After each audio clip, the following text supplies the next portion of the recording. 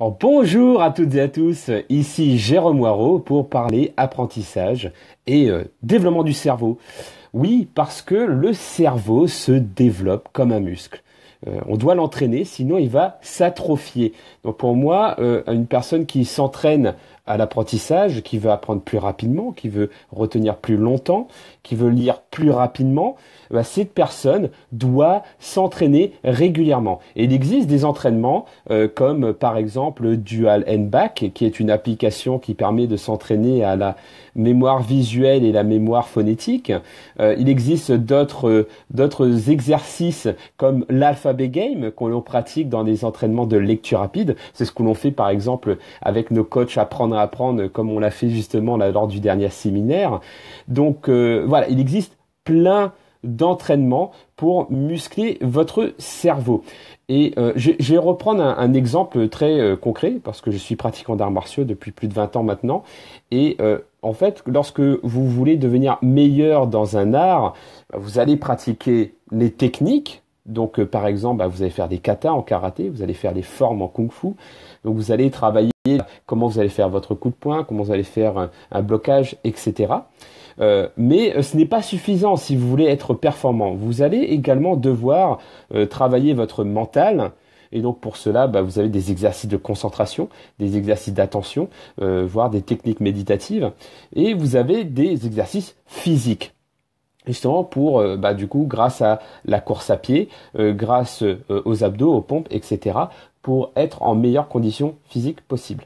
Pour l'apprentissage, c'est pareil. Alors, bien entendu, on va pas vous faire un programme d'entraînement d'arts martiaux, mais lorsque vous voulez lire plus rapidement, s'entraîner à lire n'est pas suffisant. Vous allez devoir également muscler votre cerveau dans d'autres pratiques. Donc, par exemple, lorsqu'on fait des séminaires de lecture rapide avec lasemaine.com, bien entendu, on utilise des techniques de lecture rapide, mais on va également utiliser des techniques de mémorisation. Parce que oui, lorsque vous lisez, l'intérêt est surtout de retenir ce que vous lisez et pas uniquement de lire rapidement.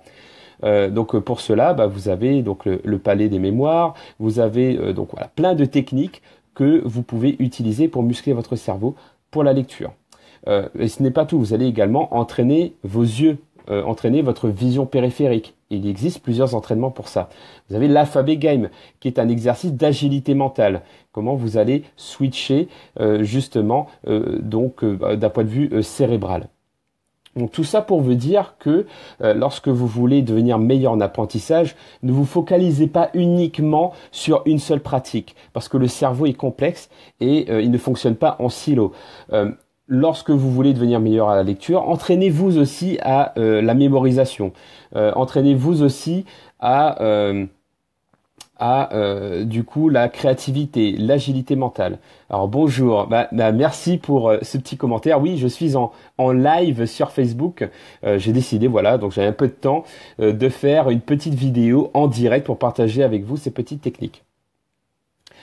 Lorsque vous voulez devenir meilleur à la mémorisation, entraînez-vous aussi à mémoriser avec les sons, avec les visuels, avec les mots, etc. L'idée est vraiment de développer votre cerveau sur plusieurs axes, sur plusieurs dimensions. Et pour cela, bien entendu, donc une fois que vous avez travaillé votre programme d'entraînement, vous avez dit ok, moi je vais m'entraîner à me concentrer, je vais également m'entraîner à lire plus rapidement, je vais m'entraîner à être plus créatif, ok. Mais si vous le faites de manière intensive sur une semaine et qu'après vous arrêtez, ça ne portera pas ses fruits. Comme par exemple un marathonien qui va courir 20 km par jour pendant une semaine, en fait il va plutôt se blesser que de progresser. Le cerveau, comme le muscle, a besoin de se reposer, a besoin de souffler également, et surtout, il a besoin de répétition.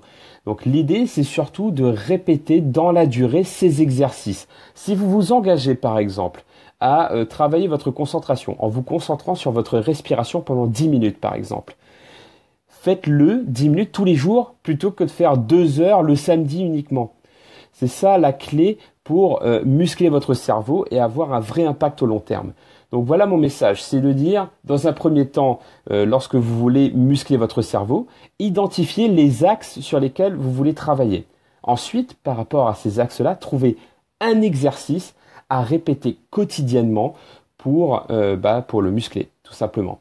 Et je vous encourage à tester ça. Si vous êtes à la recherche d'exercices, n'hésitez pas à commenter cette vidéo. Sinon, vous pouvez aller sur notre site la-semaine.com et vous allez trouver d'autres ressources pour trouver des techniques pour muscler votre cerveau.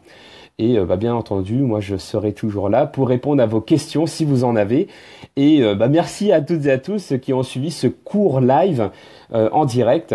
L'idée c'était de faire quelque chose de rapide pour partager avec vous ces petites techniques. Donc sur ce, je vous souhaite une très bonne journée et je vous dis à très bientôt sur les réseaux sociaux.